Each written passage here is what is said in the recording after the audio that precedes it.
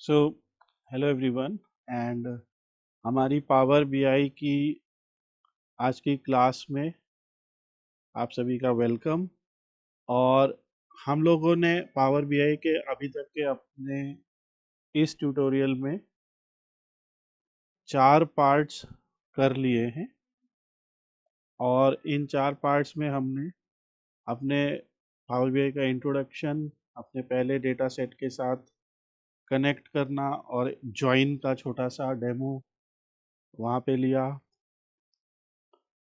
Line chart हमने create किया, line chart क्यों बनाए, कैसे बनाए, और पाई चार्ट क्यों और डोनट चार्ट क्यों बनाए।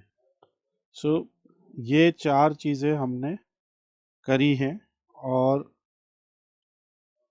इन चारों चीज़ों को आप लोग यहाँ इस प्लेलिस्ट से रिवाइज कर सकते हैं।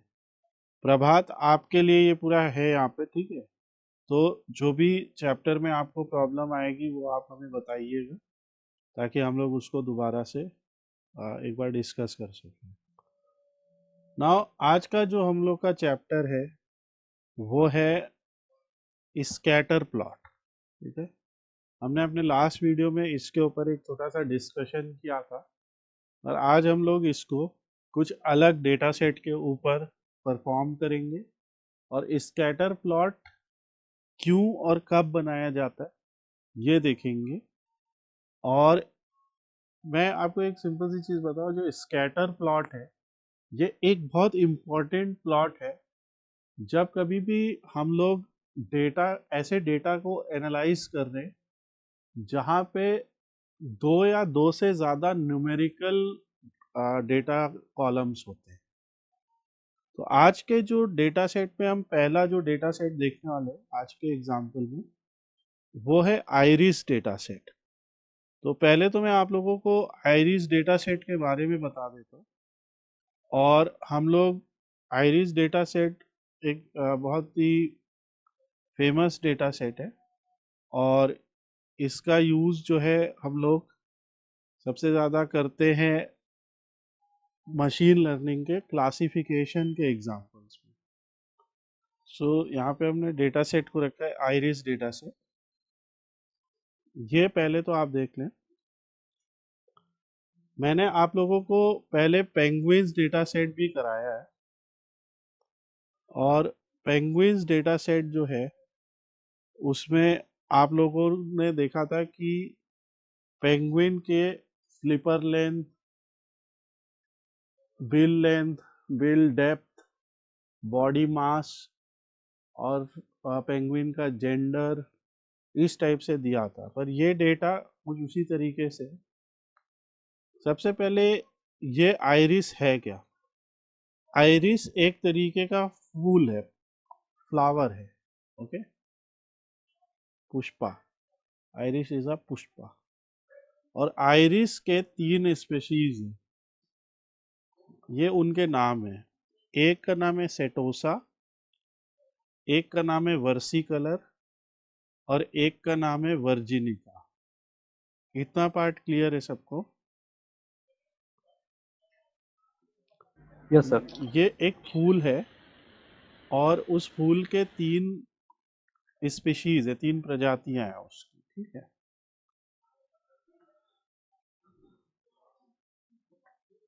अब यहाँ पे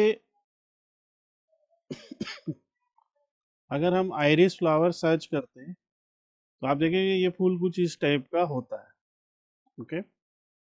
और अगर हम iris flower data set search करेंगे तो आपको ऐसे हजारों इमेज मिल जाएंगी जहाँ पे आपको वर्सी कलर, सेटोसा और वर्जिनिका फूल जो है वो दिखाई देंगे। ये देखिए। अब मैं आपसे एक क्वेश्चन पूछता हूँ। मान लीजिए इस पर्टिकुलर इमेज को, ठीक है, मैं ऐसे दिखाता हूँ आपको, तो आप में कोई बता पाएगा कि इसमें सेटोसा कौन सा है, वर्जिनिका कौन सा है, वर्सी कलर कौन सा है? नहीं सर, इमेज देख के तो कुछ समझ नहीं सर। देख के तो ऐसा लगता है कि ये सब एक जैसे नहीं। तो यही मशीन लर्निंग या डेटा एनालिसिस की एक एप्लीकेशन है कि ऑल्दो ऑब्जेक्ट्स हमारे एक जैसे नजर आ रहे हैं दिखने में, बट उनके कुछ मैथमेटिकल प्रॉपर्टीज ऐसी हैं जो एक दूसरे से अलग हैं. Okay, some mathematical properties are there which are different from each other. और यहाँ पे इसीलिए आप देख रहे हो जैसे वर्सिकलर, सेटोसा, वर्जिनिका, ठीक है, ये आप लोगों को अब दिख रहा है. तो अब इसको मैं और जूम करूं तो आप देख रहे हैं इसको सेपल बोलते हैं. ठीक है, इसे फूल का सेपल बोलते हैं और इसे इसका पेटल बोलते हैं. लाइक ये जो तीन है यहाँ पे, इसे पेटल बोलते हैं और इसे सेपल बोलते हैं. तो आप देखें तो सेटोसा में जो सेपल है उसका शेप और साइज थोड़ा अलग है. वर्जिनिका का जो सेपल है उसका शेप और साइज थोड़ा अलग है. ओके, और यही केस पेटल का भी. लाइक इसके पेटल जो है उसकी विड्थ थोड़ी कम है एज कंपेयर टू वर्सिकलर.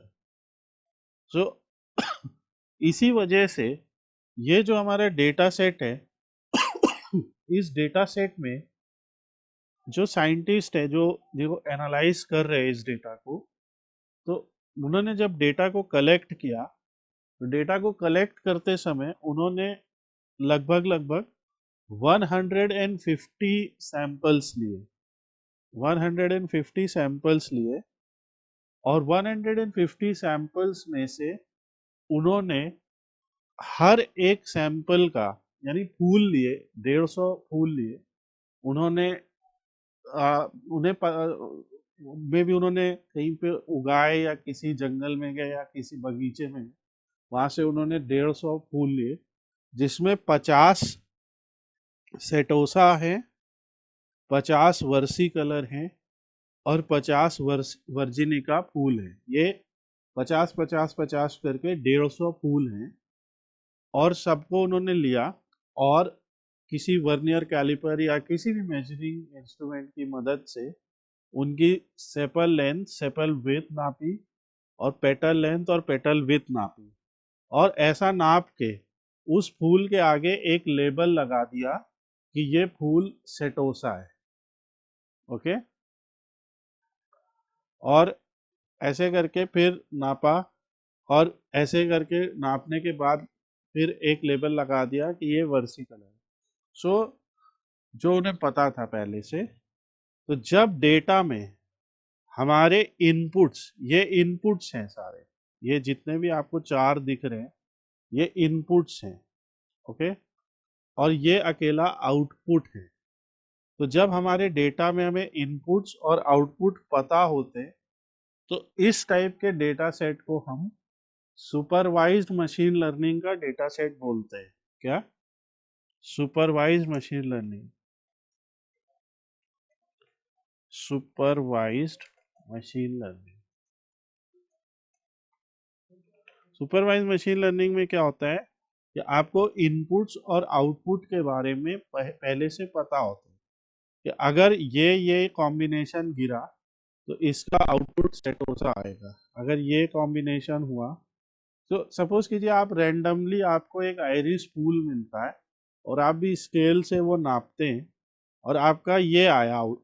आपने नापा कि सेपल लेंथ इतनी है, सेपल विड्थ इतनी है, पेटल लेंथ इतनी है और ये, तो आप इस टेबल को देखोगे और देख के बता दोगे अच्छा इस टेबल के अकॉर्डिंग तो ये एक सेटोसा होना चाहिए.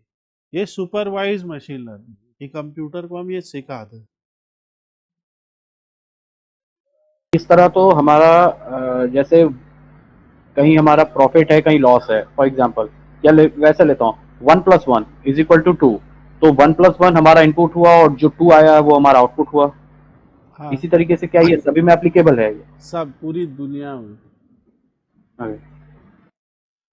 अभी आप देखिए, मैं एक और चीज भी, जैसे बहुत सारे जानवर ऐसे होते हैं जो एक जैसे दिखते हैं, ठीक है, मगर उनके प्रॉपर्टीज अलग होने की वजह से उन्हें अलग नाम दिए गए. ठीक है, बहुत सारे फूल एक जैसे दिखते हैं मगर उनकी प्रॉपर्टीज अलग होने की वजह से उनको अलग नाम दिए गए. तो यही मशीन लर्निंग का एक कंसेप्ट है, सुपरवाइज मशीन लर्निंग। यहाँ और ये जिस टाइप की लर्निंग है उसे हम क्लासिफिकेशन कहते हैं, ठीक है। बिकॉज यहाँ पे हम ऑब्जेक्ट को क्लासिफाई कर रहे हैं उसके प्रॉपर्टीज के अकॉर्डिंग।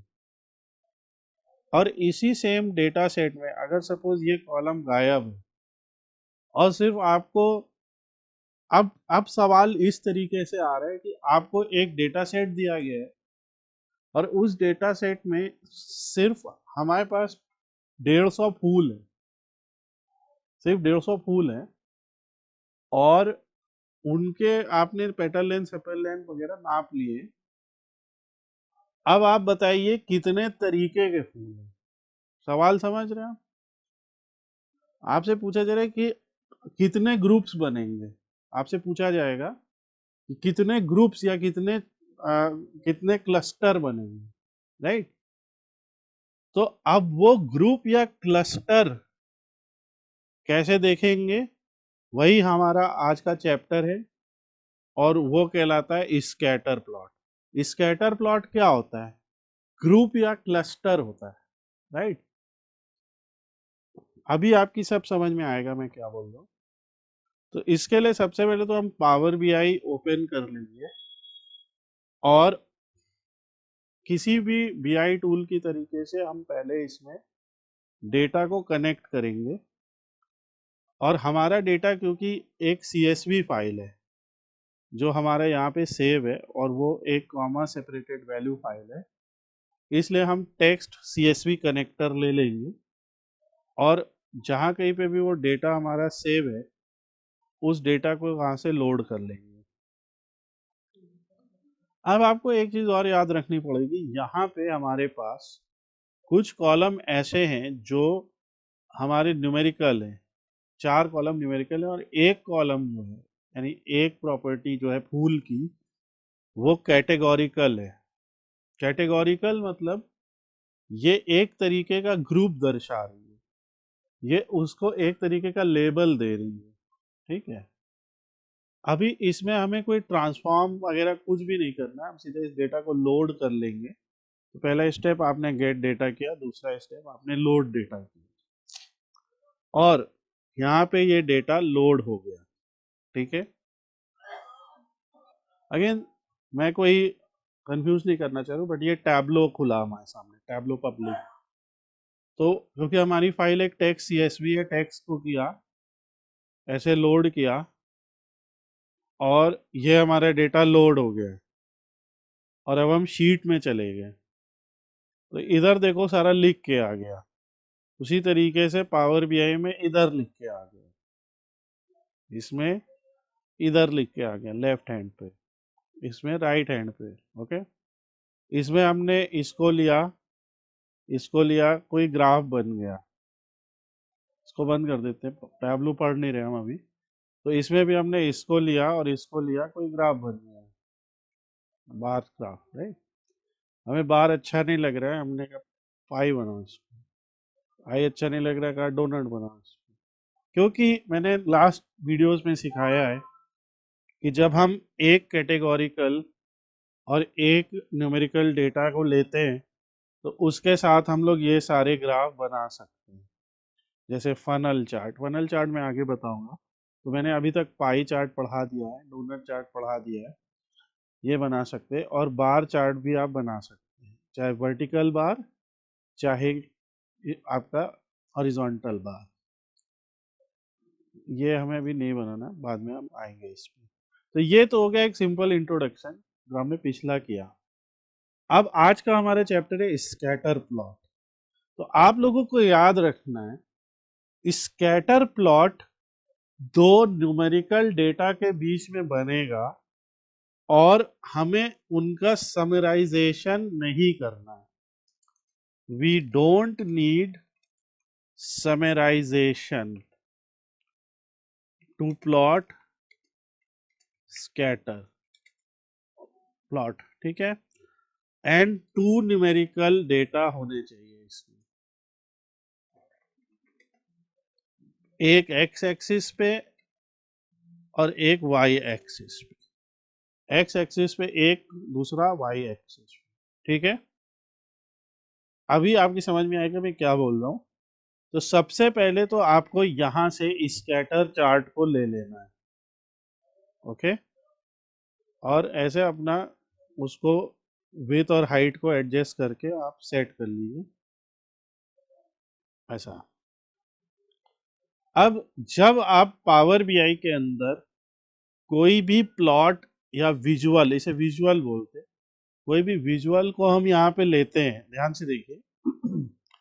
अभी मैंने कहा क्लिक किया हुआ है, इस जगह कैनवस पे, एम्प्टी जगह पे। तो अभी कुछ नहीं आ रहा, अभी मैंने यहाँ पे क्लिक किया हुआ है, ध्यान दे रहे हैं आप। तो जब मैंने ग्राफ पे क्लिक किया हुआ है तो यहाँ देखिएगा इस जगह पे, ओके। जब मैंने ग्राफ पे क्लिक किया हुआ है तो value X axis Y axis आ रहा है, और जब मैं बाहर क्लिक कर दे रहा हूँ सब चला जा रहा है। तो आपको पहला यहाँ से चार्ट लेना है, फिर यहाँ पे क्लिक करना है, और क्लिक करने के बाद यहाँ पे आपको ऐसे दिखा रहा है एक्स एक्सिस में क्या है, वाई एक्सिस में क्या है, ये डालो, ठीक है। तो यहाँ से मैं क्या ले लेता हूँ, पेटल लेंथ, इसे एक्स एक्सिस पे ले लेता हूँ कि मैं देखता हूँ पेटल लेंथ ले ली मैंने, और यहाँ से मैंने पेटल विड्थ ले ली। ऐसा मैंने इसलिए किया कि जब मैंने इन फूलों की इमेज को देखा तो मैंने देखा कि जो ये पेटल है तो पेटल की लेंथ और पेटल की विड्थ तीनों फूलों में मुझे अलग नजर आ रही है। इसकी विड्थ थोड़ी ज्यादा है वर्सी कलर की, सेटोसा की विड्थ बड़ी बहुत पतली सी विड्थ है, कम है मतलब। और जो वर्जिनी का है इसके केस में लेंथ तो ज्यादा है पर विड्थ इसके और इसके बीच में है। क्या आप मेरी इस बात से एग्री करते हैं? जी। राइट। सो मैंने इसीलिए इन दो न्यूमेरिकल प्रॉपर्टीज के बीच में ग्राफ बनाया है, क्योंकि मुझे ऐसा लगता है कि इन दो न्यूमेरिकल प्रॉपर्टीज के बीच में अगर हम ग्राफ बनाते हैं तो हम इन तीनों फूलों को ग्राफ के ऊपर अलग अलग आइडेंटिफाई कर सकते हैं, ये मेरा अजम्पशन है।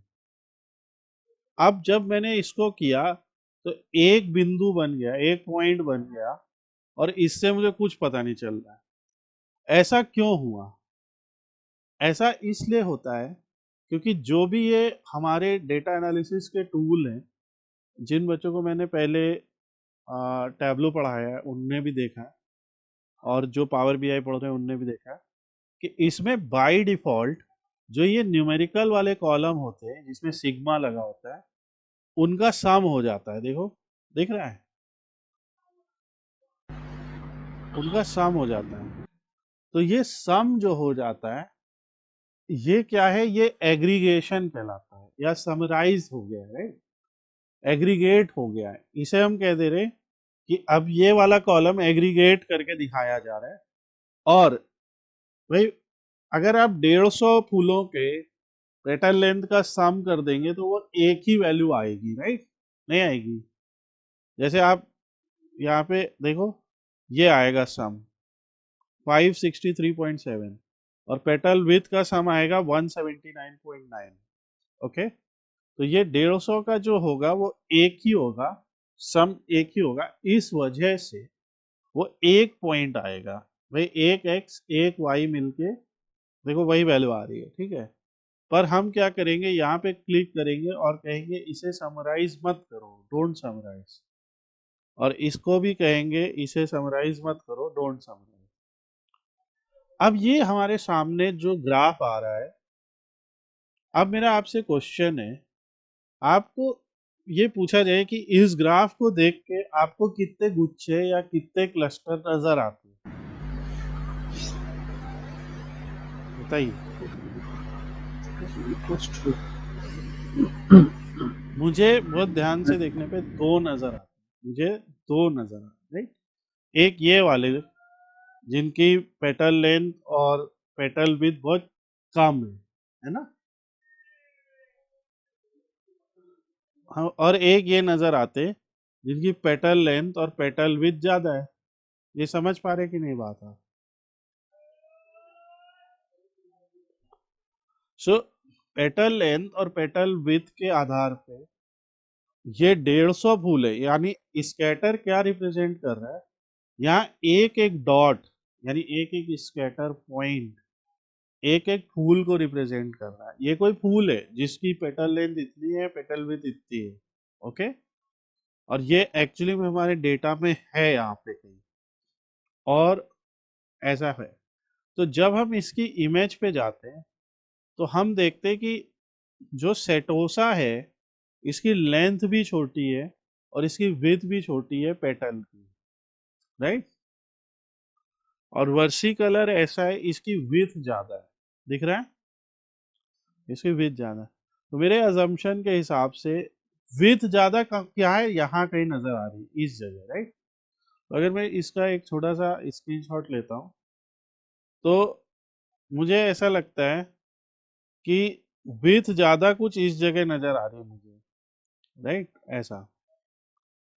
और विड्थ लेंथ दोनों, एक ये नजर आ रही है और मुझे तीसरा ये नजर आ रहा है, जिसकी विड्थ जो है वो कम है पर लेंथ ज्यादा है, ठीक है। तो ऐसा, तो मुझे ऐसे तो मुझे दो नजर आ रहे हैं, एक और दो क्लस्टर, पर क्योंकि हमें पहले से पता है कि तीन तरीके के फूल हैं, तो मेरा अजम्पशन ये होगा कि ये वो तीन फूल हैं।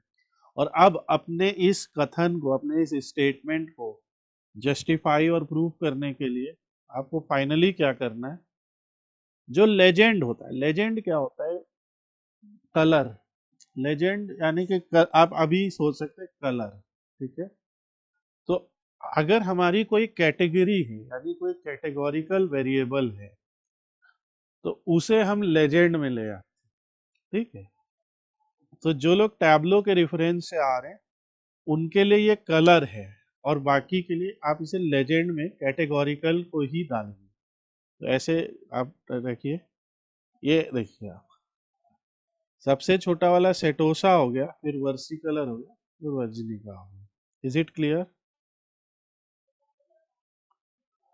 और ये हमारा जो ये कलर आ रहा है ना ऊपर, ये हमारा उसका उदाहरण है। हम लोग 5 मिनट में ऐसे ही just for reference and just for fun, जो लोग उस पे हैं, हम इस पे भी बना के दिखाते हैं इसको, तो आपके एक समझ में आएगा। ये जस्ट समझाने के लिए कि समराइज और डोंट समराइज करना बड़ा जरूरी है। अब जैसे यहाँ पे भी मैंने पेटल लेंथ ले लिया और पेटल विड्थ ले लिया, तो एक बन गया बाय डिफॉल्ट। तो यहाँ पे हम कैसे करते हैं, ये एग्रीगेट मेजर को बंद कर देते हैं, वही ग्राफ आ गया। और स्पीशीज को कलर में ले आओ, देखो साइज इसका छोटा कर देते हैं या बड़ा कर देते हैं, राइट। सो ये इसमें भी ऐसे ही बनता है, उसमें भी। तो जो जो कलर एक प्रॉपर्टी है ना ग्राफ, उस कलर प्रॉपर्टी में हम हमेशा उस कॉलम को यूज करेंगे जो कॉलम किसी कैटेगरी को रिप्रेजेंट करता हो, या जो डेटा कैटेगोरिकल या नॉमिनल हो, ओके। या सिंपल भाषा में बोले नॉन न्यूमेरिकल। और स्कैटर के केस में बाकी दोनों जगह न्यूमेरिकल डेटा होएगा, ठीक है। इतनी बात समझ में आया आप लोग के? जी। अब सिर्फ एक इस पर्टिकुलर एक अजम्पशन से ही हम नहीं मान सकते कि हमारा ये हम क्लासिफाई कर सकते कि सेपल लेंथ और सॉरी पेटल लेंथ और पेटल विड्थ ही वो वेरिएबल है जिससे हम तीन अलग अलग गुच्छे देख सकते। तो अब आपको करना क्या है, अब आप एक सेपल लेंथ और सेपल विड्थ के बीच में भी बनाइए, ठीक है। ऑब्वियसली जब हम ये दो कॉलम सेलेक्ट करेंगे तो हम हमारा फिर वही होगा, सम ऑफ आएगा, इसकी जगह हम डोंट समराइज करेंगे, इसे भी डोंट, याद रखना है दोनों को डोंट समराइज करना है, ठीक है। तो यहाँ पे भी एक तो मुझे बहुत खास करके नजर आ रहा है, ये तो अलग नजर आ रहा है, ठीक है, मतलब ये इन दोनों से अलग है। बट यहाँ पे भी अब वो सेपल विड्थ और सेपल लेंथ कौन सी रेंज में लाई करती है, इसके लिए आप सिंपल लेजेंड में आ जाइए। तो इससे आपको दिख रहा है तो इससे हमें एक चीज समझ में आती है। अच्छा, हम यहाँ पे एक डैशबोर्ड बनाते हैं जिसमें एक तो हम ये वाला विजुअल कॉपी करते हैं, ठीक है। ये क्या है, सेपल विथ और सेपल लेंथ का विजुअल है। और एक हम डैशबोर्ड बनाते, मतलब उसी डैशबोर्ड में एक ये वाला विजुअल कॉपी करते हैं। तो इसको हम सिंपली डैशबोर्ड नाम दे देते हैं, आइरिस डैशबोर्ड। डैशबोर्ड क्या होता है, collection of more than one visual होता है। तो या और इसमें हम इमेज, टेक्स्ट वगैरह और भी चीजें रख सकते हैं। तो ये ऐसा आ रहा है, राइट। इसकी हाइट भी तय कर देते हैं। तो अभी आपको नजर आएगा कि सेपल लेंथ, मतलब पेटल लेंथ और पेटल विड्थ से ज्यादा अच्छी तरीके से हमें पता लग रहा है, तीन अलग अलग। पर यहाँ से ये पता लग रहा है कि सेपल विड्थ भी सेटोसा की जो है वो सेपल विड्थ ज्यादा है ना। सेपल विड्थ आप देख रहे हो ऊपर है, but sepal length come. Okay, तो सेपल की जो लेंथ है वो सेटोसा की कम है, सेपल विड्थ ज्यादा है। फिर इसी तरीके से आप एक और स्कैटर बनाएंगे जिसमें आप पेटल लेंथ, पेटल विड्थ, और सॉरी पेटल लेंथ और सेपल विड्थ ये लेंगे, डोंट समराइज करेंगे। ऐसे करके आप चार अलग अलग कॉम्बिनेशन बना सकते हैं। देखिए यहाँ पे भी एक बिल्कुल अलग नजर आ रहा है, राइट। और यहाँ से स्पीशीज को लेजेंड में यहाँ पे भी आपको तीन अलग अलग नजर आएंगे, ठीक है। और इसी तरह जो एक और कॉम्बिनेशन बचा आपका, तो ऐसे आप उसको बना लेंगे। Is it clear to everyone? Yes. एक और बचता है, उसे भी ले लेते हैं। अभी क्या बचा हमारा, पेटल विथ और सेपल लेंथ के बीच में।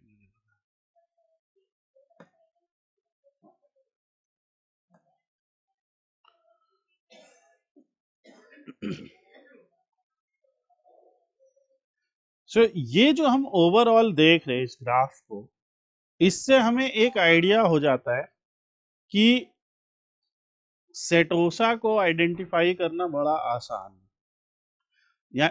यानी कि अगर मान लीजिए आपको कोई फूल मिलता है और उसकी पेटल लेंथ 2 से ज्यादा नहीं है और उसकी पेटल विड्थ 1 से ज्यादा नहीं है, ओके, तो आप बहुत कॉन्फिडेंटली बोल पाएंगे कि यार ये सेटोसा है। आप मेरी बात समझ पा रहे कि नहीं, बताइए। जी। अगर आपको नजर आता है कि अगर आपको नजर आता है कि 3 से लेके कुछ अप्रोक्सीमेटली 5 के बीच में पेटल लेंथ है और जो पेटल विड्थ है वो आपकी समवेयर अराउंड 1.5 से ज्यादा नहीं है, ठीक है। तो ये एक रेंज बन गई। तो आप बोल पाएंगे कि यार ये तो वर्सिकलर हो सकता है ना। आप ज्यादा कॉन्फिडेंट हो पाएंगे कम वाले लेंथ पे, बट यहाँ पे मिक्स है। पर आपको अगर दिखता है, जैसे इस पॉइंट को ले लेते हैं, तो आपको दिखता है कि अगर पेटल लेंथ 5 से ऊपर है और पेटल विड्थ 1.7 से ऊपर है, तो भी आप बड़े कॉन्फिडेंटली बोल पाएंगे कि ये वर्जिनिका फ्लावर है। क्या ये बात क्लियर है आप लोग को? सो ये जो आप लोगों ने सीखा है, ये आप लोगों के सामने एक छोटा सा उदाहरण है कि किस तरीके से मैथ्स और स्टैटिस्टिक्स का इस्तेमाल करके रियल लाइफ ऑब्जेक्ट्स को क्लासिफाई किया जा सकता है, राइट। अगर हम ऑब्जेक्ट्स की प्रॉपर्टीज को एक ऐसे टैबुलर फॉर्म में स्टोर कर लें और फिर उनकी प्रॉपर्टीज को कंपेयर करें through different type of graphs, यहाँ पे जो हमारे लिए स्कैटर प्लॉट है, तो हम आइडेंटिफाई कर पाएंगे कि जो हमारे ऑब्जेक्ट्स हैं वो कहाँ कहाँ लाई कर रहे हैं। और इस तरीके से अगर हमारे सामने उसी प्रजाति में या उसी किस्म का एक नया फूल आएगा, भाई आइरिस ही होना चाहिए, तो हम उसकी प्रॉपर्टीज को नाप के लाइक एनालिसिस करके अपने पुराने डेटा के आधार पे बता पाएंगे कि वो किस टाइप का है।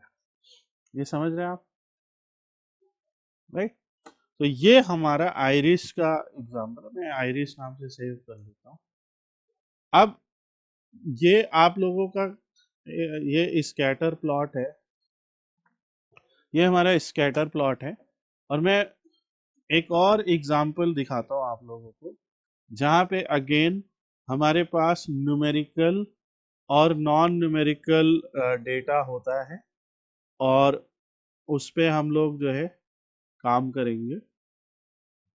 जो दूसरा डेटा सेट मैं बताऊँ, इसको थोड़ा जल्दी से कंक्लूड भी करूँगा मैं, क्योंकि इसको मैंने लास्ट क्लास में इस डेटा सेट के बारे में बताया भी था काफ़ी। जो दूसरा हमारा डेटा सेट है वो हमारा टिप्स डेटा सेट है।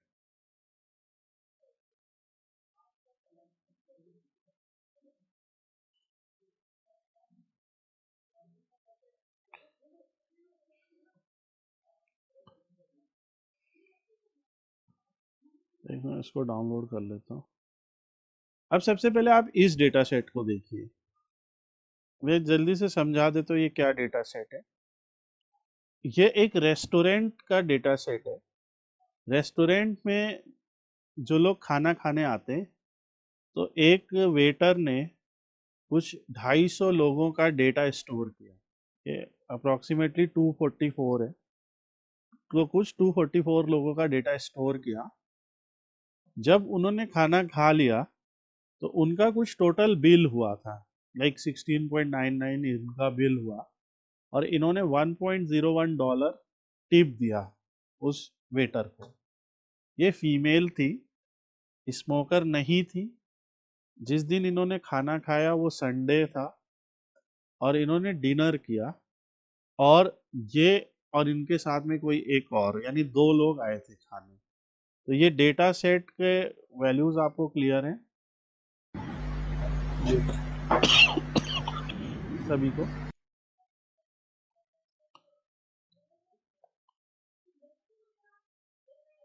ये जो डेटा सेट है हमारा, ये डेटा सेट हमारा, इसमें भी आप देख सकते हैं जिस तरीके से अभी हमने थोड़ी देर पहले आइरिस डेटा सेट देखा, तो आइरिस में भी आपके ए और बी, जैसे उसमें भी आपके न्यूमेरिकल डेटा थे और साथ में कैटेगोरिकल डेटा थे, राइट? तो उन दोनों न्यूमेरिकल डेटा को अगर हम स्कैटर प्लॉट में प्लॉट करते हैं, तो हम ये देख सकते हैं कि ज्यादातर फीमेल ने कितने टोटल बिल पे कितनी टिप दी, ज्यादातर मेल ने कितने टोटल बिल पे कितनी टिप दी, ज्यादातर जो स्मोकर यस है यानी स्मोकर हैं उन्होंने कितनी दी, है ना? ज्यादातर संडे को हमें सबसे ज्यादा टिप मिली कि सबसे ज्यादा फ्राइडे को मिली या सैटरडे को मिली, हमें डिनर के समय ज्यादा टिप मिलती है या फिर हमें लंच के समय, और क्या जो टिप का अमाउंट है वो जो कस्टमर का साइज है यानी जितने लोग खाना खा रहे हैं उस पर डिपेंड करता है। तो इसको मैं छोटा सा पहले जल्दी से करके दिखा देता हूँ, फिर आप लोगों को एक ये एज अ होमवर्क दिया जाएगा। देखिए आप लोग जिस भी टूल में, जो अगर कोई टैबलो में करना चाहता है टैबलो में, अगर कोई पावर बीआई में करना चाहता है पावर बीआई में, एक एक्सप्लोरेटरी एनालिसिस कीजिए और मुझे बताइए कि आपको क्या नज़र आता है। प्रभात, मैंने कल आपको इस पे कुछ सवाल भी दिए थे, तो आप वो करके भी दिखाओगे। तो यहाँ पे भी हमने ये लोड कर लिया। लोड करने के बाद यहाँ पे भी वही हमारे सामने आ गया पूरा डेटा सेट, और यहाँ पे जो हमारा डेटा सेट आ गया, तो इसमें भी आप देख सकते हैं कि हमारे पास न्यूमेरिकल और नॉन न्यूमेरिकल कॉलम्स है। हमारे यहाँ पे डे, जेंडर, स्मोकर और टाइम ये कैटेगोरिकल कॉलम्स हैं। टोटल बिल और टिप ये हमारे न्यूमेरिकल कंटिन्यूअस कॉलम्स है। तो यहाँ पे भी हम वही करने वाले हैं कि सबसे पहले हम स्कैटर प्लॉट ले लेते हैं, क्योंकि आज का हमारा चैप्टर स्कैटर प्लॉट का है और हम अलग अलग एग्जाम्पल से समझ रहे हैं। और इसमें भी एक्स एक्सिस में हम टोटल बिल, टोटल बिल क्योंकि एक इंडिपेंडेंट वेरिएबल है, टोटल बिल कितना है, कितने लोग ने खाना खाया, किस दिन खाना खाया, ये सब पे टिप का अमाउंट डिसाइड किया जा रहा है। तो यहाँ पे जो आउटपुट वेरिएबल है या हम कह सकते हैं जो टारगेट वेरिएबल है वो टिप है हमारा। यहाँ पे प्रॉब्लम क्या है कि अगर सोचो कि हमारा इतना बिल हुआ, हम मेल है, हम नॉन स्मोकर हैं और हमने संडे को खाना खाया और डिनर किया और हम लोग ने 3 लोग ने खाया, अगर हमारी ये प्रॉपर्टीज है तो हमें जो वेटर है उसे कितना टिप देना चाहिए। तो टिप का जो प्रिडिक्शन है वो इस प्रॉब्लम को, वो इस पर्टिकुलर डेटा सेट का प्रॉब्लम है। तो यहाँ पे हमने ये किया, अगेन वो समराइज हो जाता है बाय डिफॉल्ट, तो हम इसे नॉट समराइज करते हैं। एक्स एक्सिस पे टोटल बिल है, वाई एक्सिस पे हम टिप ले लेते हैं, और इस तरीके से आप देख रहे हैं एक ग्राफ अभी बनना शुरू हो गया और ये हमारा ग्राफ है। इस ग्राफ से हमें एक चीज समझ में आती है कि एक्स एक्सिस यानी कि जब टोटल बिल बढ़ता है, ऐसे बढ़ रहा है, तो टिप भी बढ़ रही है, एटलीस्ट इतना तो समझ में आ रहा है। लेकिन ये बढ़ना कोई लीनियर नहीं है, ठीक है। अब बस इसमें हमें ये एनालाइज करना होता है, लाइक जैसे यहाँ पे हम जेंडर को एनालाइज कर लेंगे, लाइक जेंडर वाइज डिस्ट्रीब्यूशन कैसा है। तो यहाँ से हम जो जेंडर है उसे लेजेंड में यहाँ पे ले आएंगे। तो लेजेंड मैंने जैसे कहा, जैसे टैब्लो में कलर है वैसे यहाँ पे लेजेंड है। तो और अगर आप पाइथन वगैरह में जानते हो तो उसे ह्यू बोलते हैं, HUE, ह्यू या कलर, तो वो यहाँ पे आ गया। तो अब ये दिख रहा है, लाइक ओवरऑल हम देखें तो जो हाई अमाउंट ऑफ टिप्स हैं, जैसे ये है, ये है, ये है, ये सब हाई अमाउंट ऑफ टिप्स हैं, वो सारे मेल ने दिए हैं इस डेटा से, और फीमेल का जो ज़्यादा कंसंट्रेशन है टिप्स का वो इस जगह पे आ रहा है, ठीक है।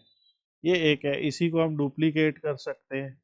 डुप्लीकेट करने के बाद इसको ग्राफ को सेलेक्ट करिए और फिर लेजेंड से जेंडर को हटा के अब यहाँ से डे को पकड़ लीजिए। इससे आपको क्या, अब आप मुझे बताइए सबसे ज्यादा टिप हम लोग को किस दिन मिली है, हाईएस्ट टिप। तो इसे थोड़ा सा बड़ा कीजिए। सबसे ज्यादा मिली है सर सैटरडे को, नहीं, हाँ सैटरडे को, ये राइट ना। सैटरडे।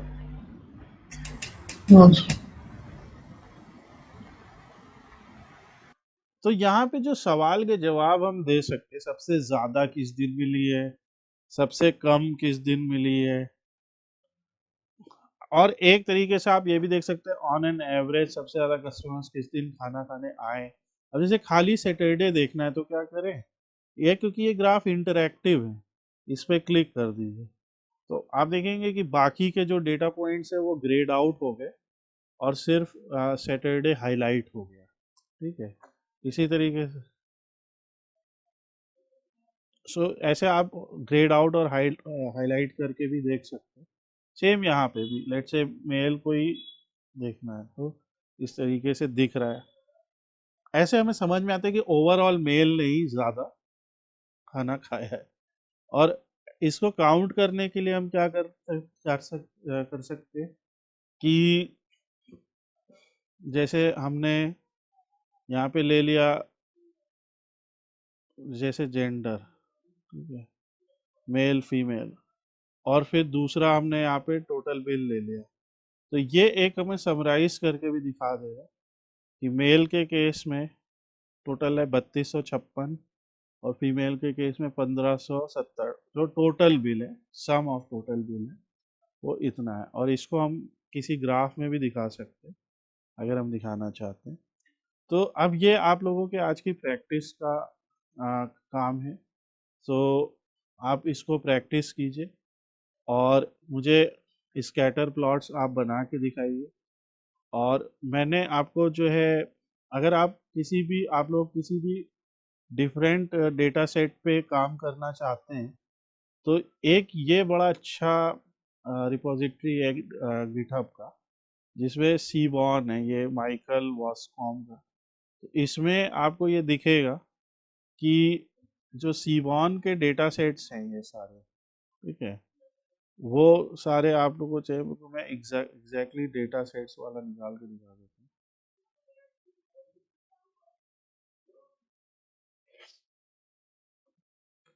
सीबॉन डेटा ये, तो यहाँ पे बहुत सारे डेटा सेट्स हैं और हम लोग ये सभी पढ़ेंगे कभी ना कभी। तो इनफैक्ट सीबॉन लाइब्रेरी क्या है वो भी आगे पढ़ेंगे, जो लोग डेटा एनालिसिस पढ़ रहे हैं हमसे पाइथन में, तो उसमें आपका ये सब यूज होगा। बट इसको आप टैबलो, पावर बीआई किसी भी पर्पज से यूज कर सकते हैं। जैसे पेंगुइन्स है, प्लैनेट्स है, टैक्सीज है, आप किसी डिफरेंट पे ट्राई कीजिए और देखिए कि आपका कैसे बनना है। तो आप जैसे डायमंड्स पे भी कर सकते हैं, ये काफ़ी बड़ा डेटा सेट है तो ये रॉ में दिखेगा, सो इसको ट्राई कीजिए आप, ठीक है प्रभात, और इस पे आप यही सब अप्लाई करके दिखाइए, ठीक है। डायमंड्स में भी बहुत सारी न्यूमेरिकल और नॉन न्यूमेरिकल प्रॉपर्टीज हैं और इसमें प्राइस है, डायमंड का प्राइस क्या होता है, जैसे अगर रॉ देखोगे ना तो यहाँ पे दिखेगा उसमें। सो जैसे ये है, कैरेट कितना है डायमंड का, कट क्या है, कलर क्या है, एंड सो आप इन सबको देखिए और फिर जो भी आपको डाउट होता है वो बताइए।